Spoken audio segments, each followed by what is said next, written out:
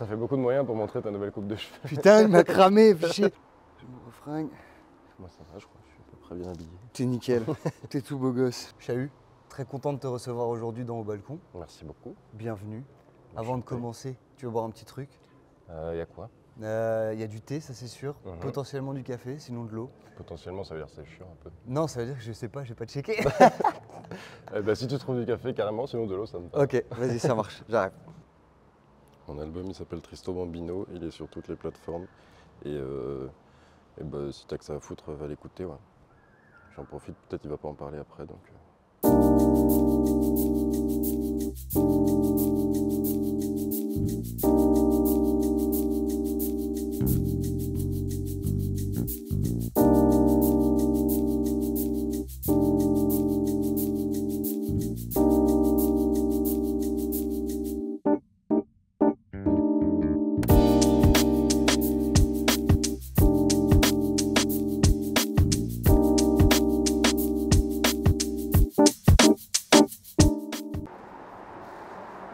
Miracle, j'ai Ça trouvé du réussit. café. Trop bien. Je n'ai aucune idée de s'il est bon.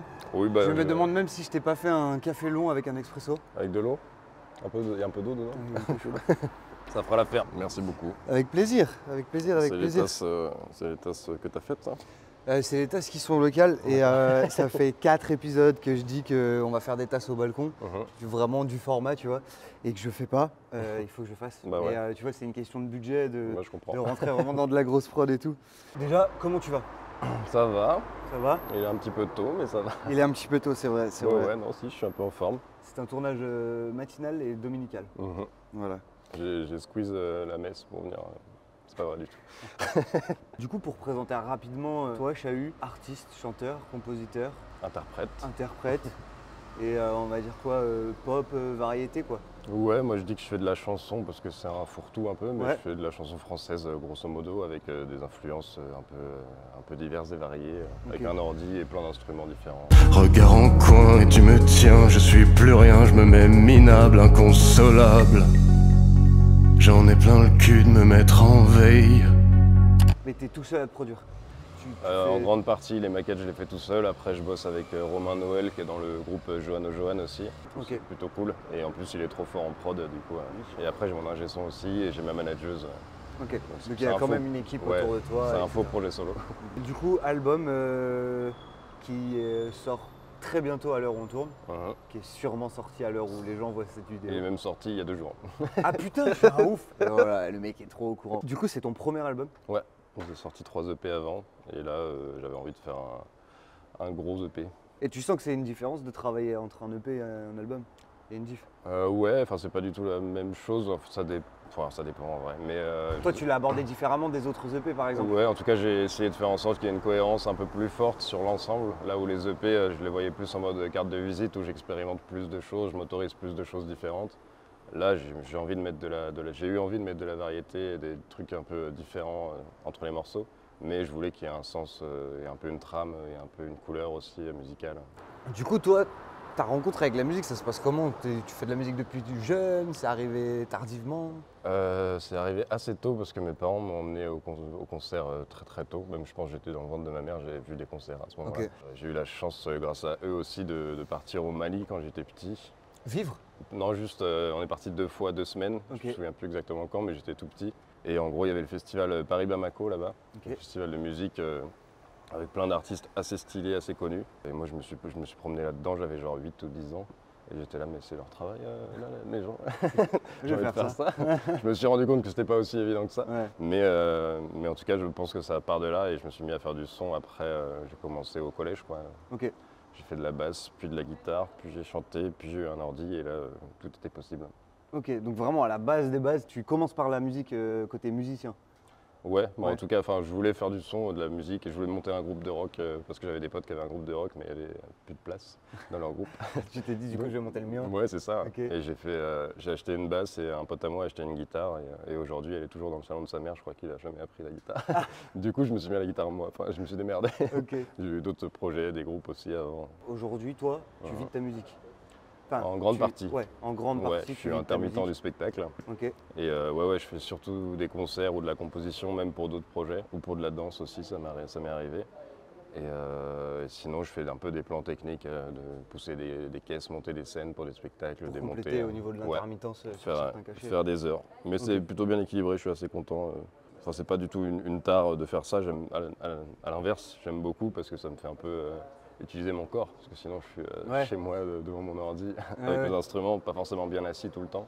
Et puis ça te fait aussi voir d'autres choses, découvrir d'autres choses. Ouais, et puis je pense que c'est ça te nourrit. important. Je pense que c'est important en tant que musicien aussi de savoir, de connaître un peu ce qui se passe autour de toi quand tu fais des concerts, quoi.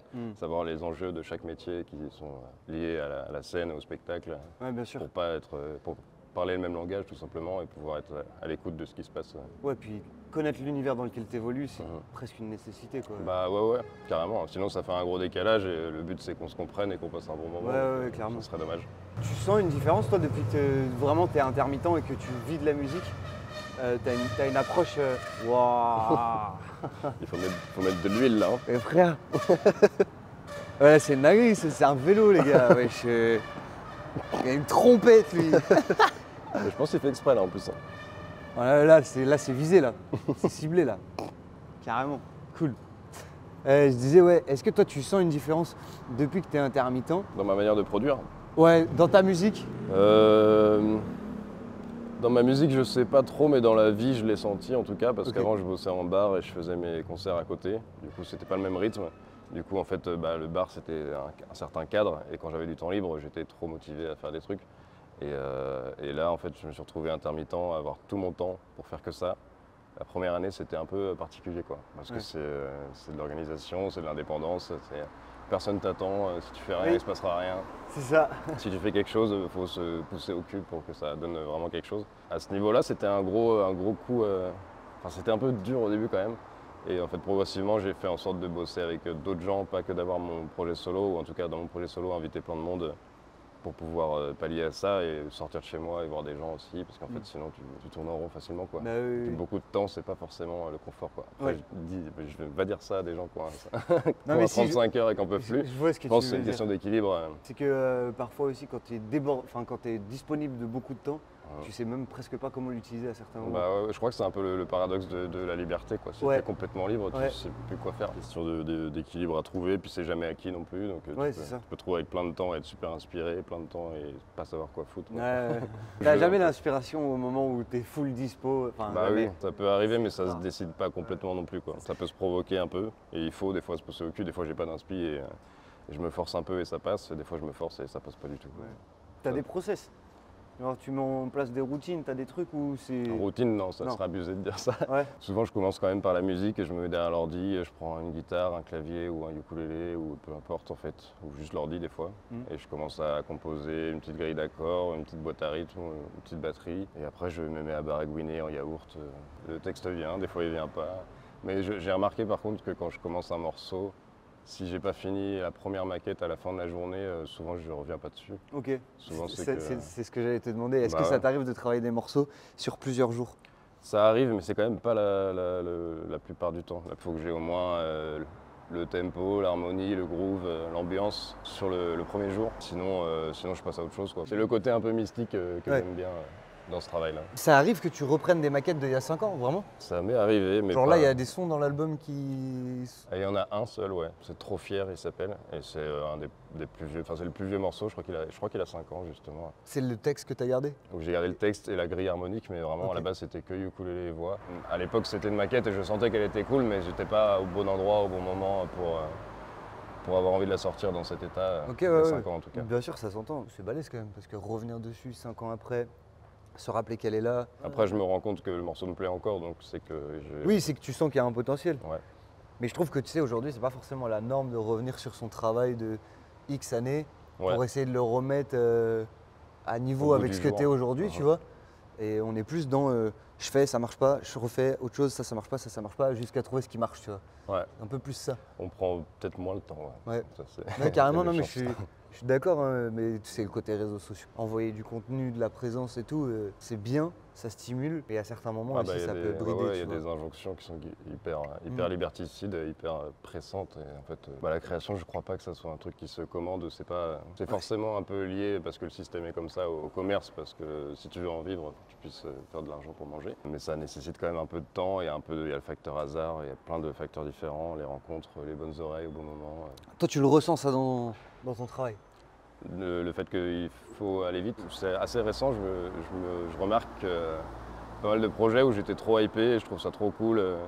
Et en fait, j'écoute l'album qui sort 3 mois après. Je sens que ça a été fait vite, quoi. Genre que ça aurait pu être plus profond, plus bossé. Sur certains projets, je sens ça en tout cas. Et sinon, après, moi, c'est surtout au niveau de l'image. Parce que la musique, je prends mon temps et j'ai la chance d'avoir eu de l'inspi à un moment donné. Du coup, j'ai pas mal de morceaux dans ma sacoche. Et de maquettes sur lesquelles tu peux revenir de X années. Exactement. Et le fait qu'aujourd'hui, artiste, il y a une injonction à être créateur de contenu. Et ça, c'est pour le coup. Ça, tu t'y retrouves pas Si, je m'y retrouve, mais ça a été c'est un taf supplémentaire en fait, c'est un autre travail. Ouais. C'est pas le. Moi, je suis chanteur, musicien, interprète, mais créateur de contenu, c'est une autre casquette, quoi. C'est un autre taf. Et justement, moi, j'ai réussi à trouver le biais pour que ça soit un truc cool et pas forcé, parce que ça peut être forcé des fois, et je pense que ça se sent quand c'est forcé. Puis il y a aussi les gens le sentent. La notion de justesse dans la création de contenu et dans ta promo, au même titre que dans ta musique, tu vois. Trouver l'univers qui correspond à ça. Et moi, je me suis mis justement, vu que je dessine un peu depuis toujours, je me suis mis un peu à l'animation sur ma tablette pour pouvoir défendre sur les réseaux mon projet. Puis vu que mon album est prêt depuis 1 an, j'ai eu le temps aussi pour bosser la com après et me mettre à ça, quoi. Tu vois, ça c'est fou parce que c'est rare d'entendre mon album est prêt depuis 1 an. Et il sort 1 an après et j'ai pris le temps, j'ai fait les choses et je suis pas impatient et tout parce que par exemple avec les gens que je côtoie dans le son, allez, le projet il va être envoyé au mix et 3 semaines après c'est faut que ça sorte là, vas-y après on fait quoi et tout, tu vois. Carrément. Et c'est une autre approche. C'est une autre approche. Je pense que ça dépend aussi du style de musique, dans quel réseau ça s'inscrit, à quel public tu t'adresses. Ça dépend de où tu es rendu aussi. Moi, je sais que mes 3 EP, ça sortait assez vite quand même. Et là, vu que c'était l'album, on voulait prendre le temps justement pour pouvoir accrocher du monde, envoyer à des gens qui pourraient être intéressés pour bosser avec nous, de différents domaines. Et toi, du coup, par rapport à ta musique, quand même une musique qui est très intimiste, très personnelle. Ouais. C'est chelou parce que c'est froid, chaleureux à la fois. Ouais. Je trouve. Ouais, carrément, je vois ce que tu veux dire. En fait, les textes et les thématiques vont être assez deep, assez introspectives, où je vais parler des sentiments, des émotions, du love qui va bien, ou souvent du love qui va pas bien aussi. Et je sais que dans mon approche purement musicale, pour tout ce qui est prod et arrangement, tout ça, j'aime bien. En fait, je kiffe trop les contrastes en musique et dans l'art en général. Et du coup, je sais que j'ai une approche un peu naïve, un peu enfantine aussi sur certaines mélodies.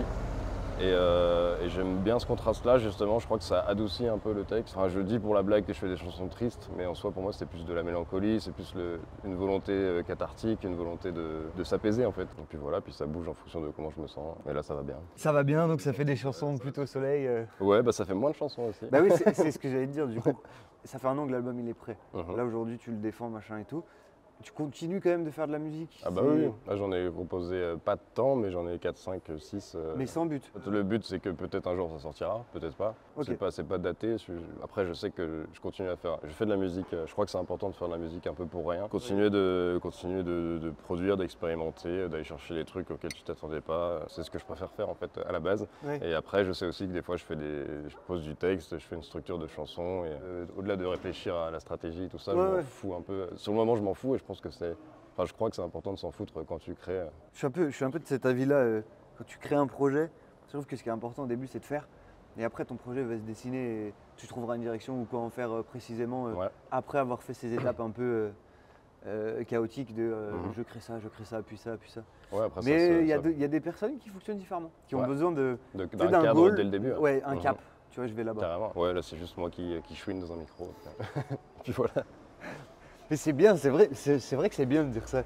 Je fais des chansons où je swing. Parce que tu as envie de te dire de quoi il se plaint, de quoi il parle, elle est où la tristesse et tout. Ça la remarque, je l'entends et c'est normal. Et c'est trop bien. Parce que du coup, quand tu entends ça, tu te dis, bon, vas-y, je vais écouter quoi. Moi, je trouve ça important, en tout cas au niveau de mon projet, le truc qui me fait me dire que ça vaut le coup et que j'ai juste envie de continuer, c'est qu'en tant que garçon, chouiner un peu sans se plaindre forcément. Enfin, je me plains, c'est des plaintes visées sur des sujets précis. Parler de ça, ça me paraît important aujourd'hui, en tout cas. Là, carrément, c'était un des sujets que je voulais aborder. Et effectivement, je trouve ça très cool de pouvoir, en tant que com, parler de sentiments à la fois positifs et à la fois négatifs, mais plus personnels. C'est vrai que des fois, ça peut être compliqué de dire là tout de suite je vais pas bien, parce qu'il y a un peu ce... Mais et puis c'est un truc très masculin aussi, je crois. Enfin, genre pour avoir rencontré quelques garçons dans ma vie, même mon père en soi. Entre mecs, j'ai l'impression qu'on se parle peu de quand ça va pas. Ça a tendance à se délier avec l'époque, et tant mieux, c'est hyper cool. Enfin, il y a même plein de refs de morceaux où souvent quand on parle de rapport entre deux gars, la métaphore qui est utilisée souvent ou l'image qui sort, c'est le fait qu'on se parle pas trop mais on se comprend. Oui. Du coup, je me retrouve vraiment là-dedans et je capte le truc. Mais du coup, c'est là où je me dis, en fait, il faut, à mon avis, c'est important d'en parler, quoi, tout simplement. C'est ce qui me fait dire que ça sert à quelque chose, entre guillemets, ce que je fais. Alors, je sais pas si c'est sociétal ou si c'est entre hommes, on se l'impose. Enfin, en tant culturel qu'homme, aussi, on se l'impose, mais difficilement tu vas te plaindre, juste dire que là ça va pas ou sur ça. Oui, après si on va dans les clichés, effectivement le bonhomme il est censé être un peu fort. Tanker, encaisser les choses et tout. Ça chouine pas quoi. Alors que si. Oui, alors que si. Et puis c'est même plutôt, on voit bien les conséquences depuis très longtemps sur le fait de rien dire, de garder tout pour soi, de s'enfermer. De devenir insupportable au niveau des autres parce qu'en fait tu as des trucs à régler que tu veux pas faire sortir, que tu n'oses pas parce qu'on t'a éduqué comme ça. Parce que il y a plein de raisons, c'est pas une accusation, j'accuse pas les mecs parce que j'en suis. Non, mais on est tous comme ça à des degrés différents en fait. Ouais. Moi je trouve ça important de s'autoriser à chouiner un peu quoi. Ouais, bien sûr. En tout cas en parler à des potes sans forcément pleurer, juste. C'est accepter de baisser les armes un petit peu, baisser la garde. Exactement. Sur ça. La métaphore guerrière est à propos. Parce que c'est quand même un truc de bonhomme aussi. Mais oui, au final. C'est ça, le fait de parler de ses doutes, ses peurs, tout ce que tu veux, au final c'est très courageux et c'est très...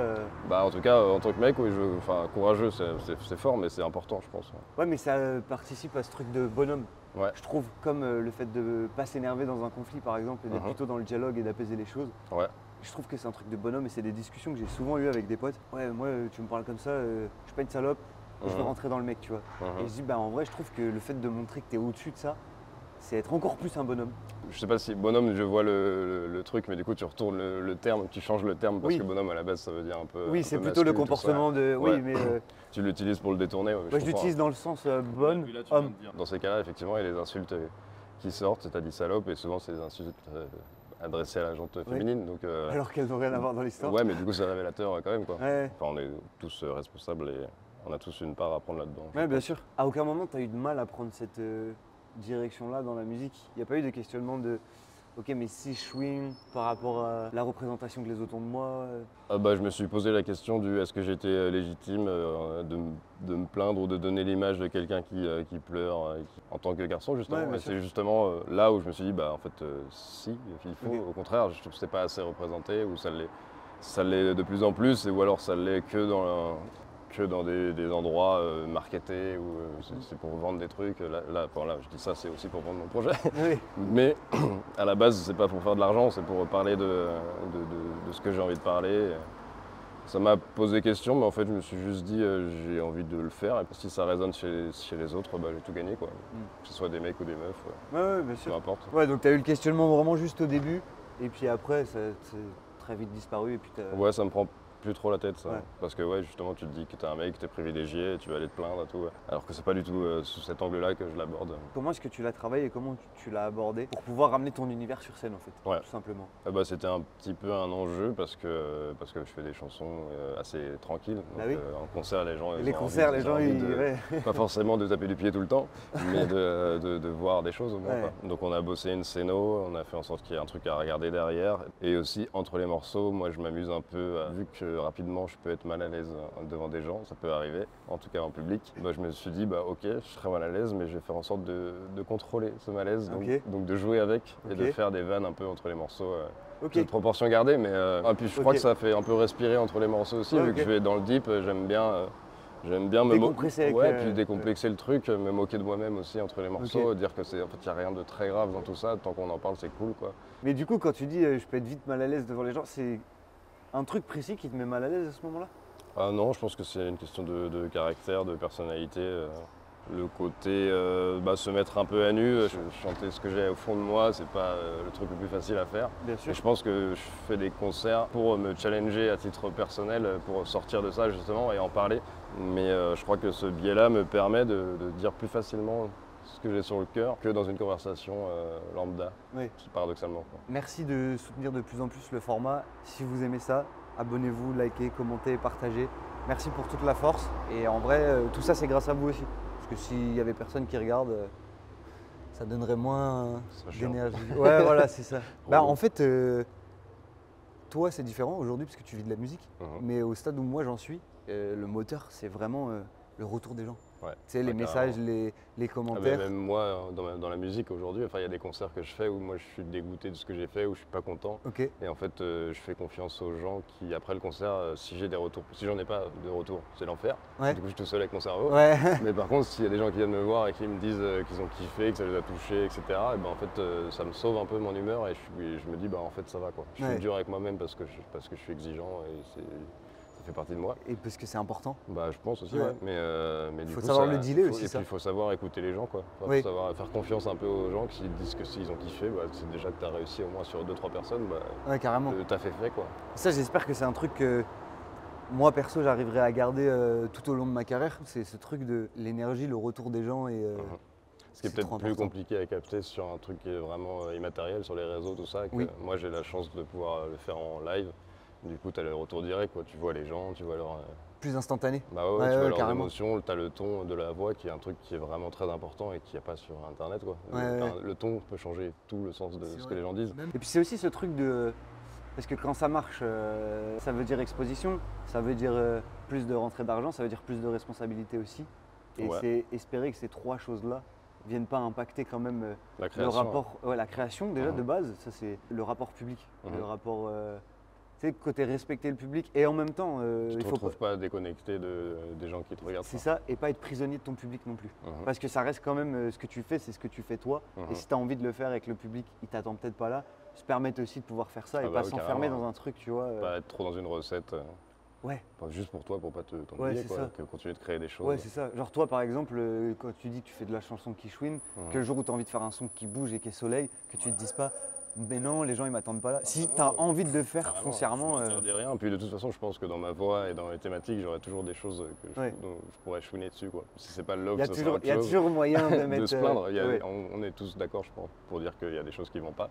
Oui. Donc en fait, il y a des choses à dire. Ouais, carrément. Donc voilà. Moi, ce que je trouve trop intéressant là dans l'échange qu'on a eu, c'est vraiment ce qui est central dans ton travail et dans ton projet globalement et ta vision, ce fait de prendre le temps.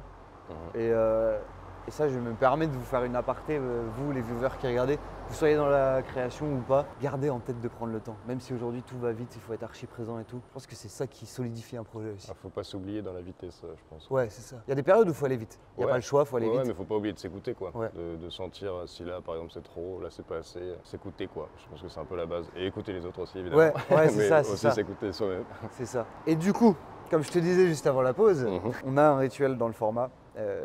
L'invité d'avant laisse une question pour l'invité d'après, mais je remets l'extrait de Raska qui pose la question. Okay, en fait. Si tu revenais 10 ans en arrière, qu'est-ce que tu dirais à la personne que tu étais à cette époque-là? C'est parfait.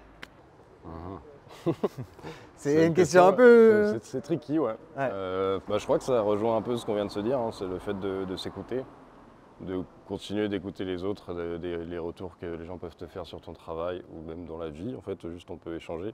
Pour moi, tu comprendras plus facilement les autres si tu les écoutes. Ça paraît très con dit comme ça, mais je pense que c'est un truc qu'on prend pas forcément le temps de faire tout le temps. Je pense que je le faisais déjà un peu parce que j'ai des parents qui sont exceptionnels et que je crois qu'ils m'ont appris ça en tout cas. Ouais, continue d'être curieux et d'écouter des trucs, pas forcément de la musique, juste de s'intéresser, quoi. Oui, globalement, sur la vie en général. Ouais.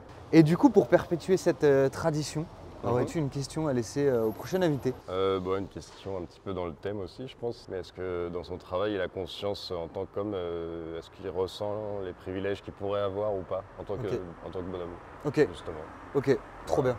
Je fais une aparté, parce que c'est quand même un thème qu'on a beaucoup abordé là sur côté bonhomme, masculinité et tout ça. Je vous invite à aller écouter le podcast Bonhomme justement.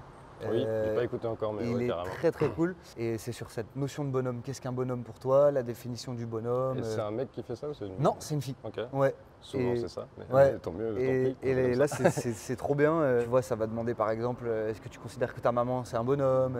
Oui, ça va questionner ça questionne tout ça. Le sujet, quoi. Ouais. Et donc tu as des invités qui vont être dans une certaine vision, d'autres qui vont l'élargir un peu plus, comme ce que je pouvais dire tout à l'heure et tout ça, tu vois.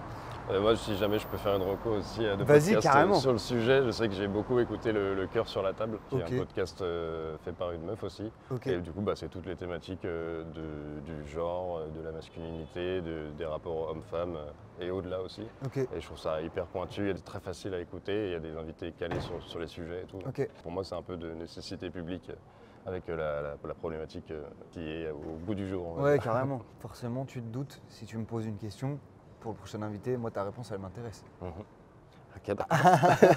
Merde.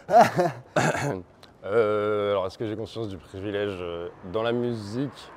Je suis forcé de constater qu'il y a des meufs, mais qu'il n'y en a pas beaucoup. Et il y a des mouvements qui existent d'ailleurs par rapport à ça. Il y a le More Women on Stage, il y a des choses qui se passent. Il y a des assos comme Majeur, je crois que ça s'appelle. Ouais. Ok. C'est une asso justement pour la sensibilisation.